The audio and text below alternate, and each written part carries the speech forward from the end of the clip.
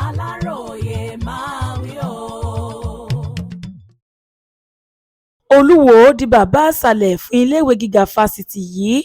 Àwọn aláṣẹ iléèwé gíga fásitì Westland tó wà nílùú Ìwó nípínlẹ̀ Ọ̀ṣun ti kéde Olúwo Ọba Abdulrasheed Adéwálé Àkànbí gẹ́gẹ́ bí bàbá àṣàlẹ̀ fásitì náà nínú lẹ́tà tí fásitì Westland lábẹ́ ìdarí dókítà Esther Adépọ̀jù kọ sí Ọba Adékànbí, eléyìí tí akọ̀wé wọn Ọláòṣèbìkan Sunday Ọlálékan kọ, ni wọ́n ti sọ wípé àwọn mọ rírì ipa ribiribi tí Olúwo ń kó nípa ìdàgbàsókè ètò ẹ̀kọ́ àti ti ọ̀dọ́ lórílẹ̀‐èdè yìí.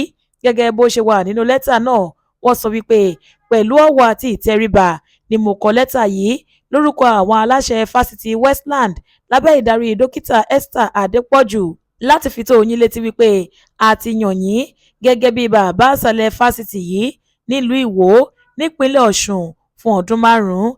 Ìwà adarí yín, ọgbọ́n àti ipa rere tí ẹ̀ ń kó lórí ètò ẹ̀kọ́ fún àwọn ọ̀dọ́ jẹ́ àwọn àmúyẹ eléyìí tí a rí lára yín láti yàn yín sí ipò pàtàkì yìí.